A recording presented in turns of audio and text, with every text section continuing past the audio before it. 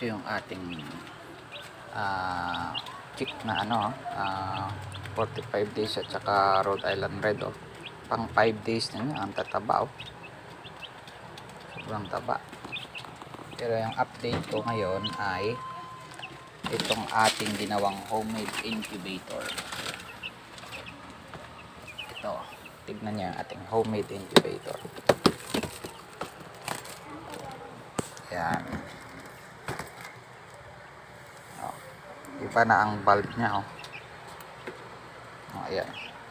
Kasi itong bulb niya, kagabi na pundi, So yan ang mistake natin. Dapat ang paggawa natin ng incubator na homemade, dapat sa next time gawa nyo ng dalawang bulb para pag namatay yung isa, pwede pa yung backup niya.